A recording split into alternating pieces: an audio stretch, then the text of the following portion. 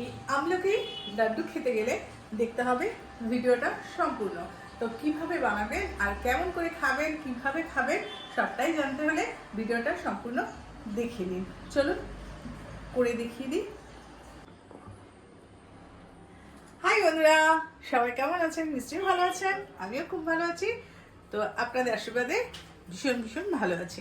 আজকে নতুন একটা লাড্ডু নিয়ে এসেছি, যেটা মানে শরীর পক্ষে ভীষণ ভালো। সারা বছর খাবেন এবং সারা বছর শরীরকে সুস্থ রাখবেন, কোনো ঠান্ডা ঠান্ডা কিচ্ছু লাগবে না। তো এটার জন্য কি কি লাগবে সেটা অবশ্যই বলে দিচ্ছি। এই দেখুন, হলুদ, কাঁচা হলুদ, গন্ধ, এটা নিশ্চয়ই চেনেন, দেখবেন এটা হচ্ছে একরকম গাছের আঠা এটা। আর এখানে 3 রকম বাদাম আছে। এটা হচ্ছে কিশমিশ, খেজুর, আমলকি সেদ্ধ করা। তো এই হচ্ছে এই লাড্ডুর উপকরণ। চিনি লাগবে না, কারণ খেজুরের মিষ্টি দিয়ে চিনি মিষ্টি হয়ে যাবে, চিনি দেওয়া যাবে না। তো এটা শরীরের পক্ষে ভীষণ ভালো এবং সারা বছর খালি পেটে একটা করে লাড্ডু যদি খেয়ে যাওয়া খান, সারা বছর সুস্থ থাকবেন। তো চলুন তাহলে বানাই। তো কড়াই গরম হয়ে গেছে, ঘি দিয়ে দিলাম। আমি এই 3 চামচ ঘি দেব, তবে পরে যদি ঘি লাগে অবশ্যই দেব, কিন্তু এখন আপাতত 3 চামচ দিয়েছি।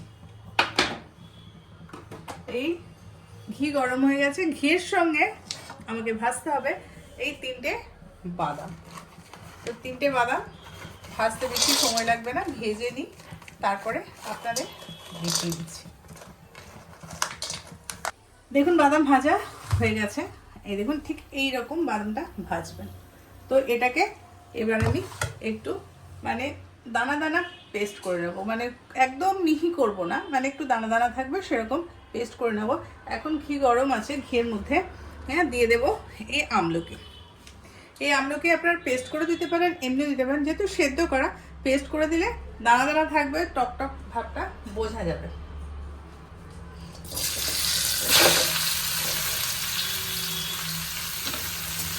এটা একরকম লাড্ডু যেমন, ঔষধিও তেমন।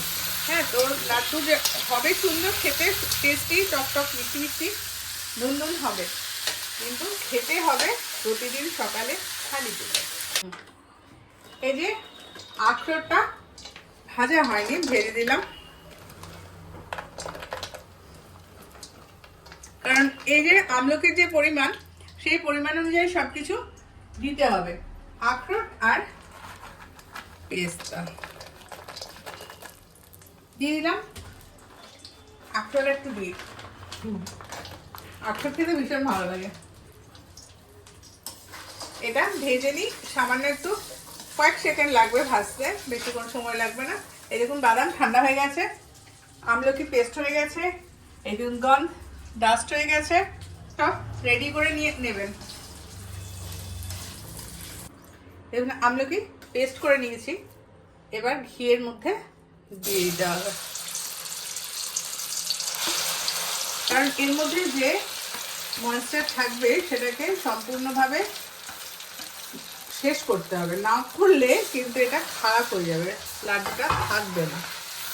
আর এই লাড্ডুটা রাখতে হবে, তো প্রায় 6 মাস 7 মাস থাকবে, এইভাবে এটাকে তৈরি করতে হবে। এই আমলকিটাকে ভালো করে ঘিয়ের সঙ্গে ভাজতে হবে। এই দেখুন আমলকি কড়াই থেকে ছেড়ে যাচ্ছে, তার মানে এটা রেডি হয়ে গেছে। এই দেখুন, এই দেখুন কড়াই লাগছে না, তো এটা রেডি হয়ে গেছে।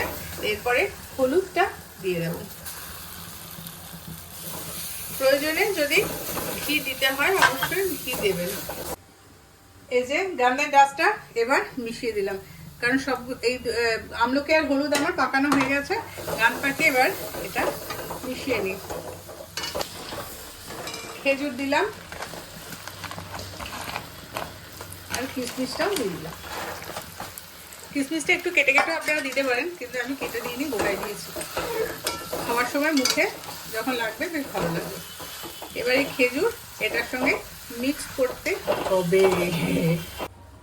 দেখুন আমলকি, হলুদ, গন্ধ আর খেজুর কিশমিশ মেখে একাকার হয়ে গেছে, বুঝতে পারছেন? ঠিক এইরকম যখন হবে তখন এই ডাস্ট করা বাদামগুলো সব দিয়ে দেবেন।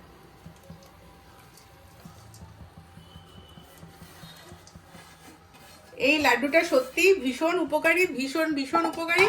যদি করে খেতে পারেন 12 মাস তাহলে অবশ্যই ফল বুঝতে পারবেন। এটার সঙ্গে এটা এবার মাখিয়ে নিই। এই দেখুন রেডি হয়ে গেছে আমলকি লাড্ডু।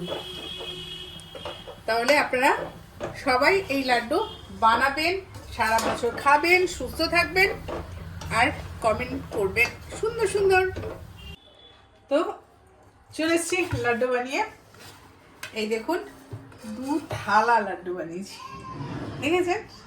এই লাড্ডু প্রতিদিন সকালবেলায় খালি পেটে খেয়ে, ব্রাশ করার পরে লাড্ডু একটা করে খেয়ে যদি জল খাওয়ার পরে আদার্স খাবার খাওয়া শুরু করেন তাহলে ভীষণ শরীর ভালো থাকবে, মানে একটু ছোটোখাটো অসুখ হবে না। তো এই জন্যই এই লাড্ডুটা আপনাদের সঙ্গে শেয়ার করে দিলাম। অবশ্যই আমলকি লাড্ডু করে খাবেন বা সারা বছর যাতে খেতে পারেন সেই রকম বানিয়ে খাবেন। আমি একটু বড় বড় বানিয়েছি, যদিও আমি আরও বানাবো। এই দেখুন আমলকি আমি রেখে দিয়েছি, তো এইটা দিয়েও আমি আরও বানিয়ে রাখবো। তো যেটুকু বানিয়েছি সেটুকুই আপনাদের সঙ্গে শেয়ার করলাম। তো আর ভিডিও যদি ভালো লেগে থাকে অবশ্যই লাইক শেয়ার কমেন্ট করতে ভুলবেন না, পাশে থাকবেন। আর আমি রত্নাদি Ghosh in India from Hooghly, অবশ্যই চিনে নেবেন। আর যারা চেনেন তারা তো সব জানেনই। তো আজ এই ভিডিওটা আপনাদের কাছে অনেক দিন থেকে দেবো ভেবেছি, কিন্তু পারিনি। আজকে সময় করে আপনাদের সঙ্গে শেয়ার করে দিলাম। অবশ্যই করে বাড়িতে রেখে খাওয়ার চেষ্টা করবেন, সুস্থ থাকবেন, ভালো থাকবেন। আবার আসবো আমি নতুন রেসিপি নিয়ে, অবশ্যই সঙ্গে থাকবেন। টাটা।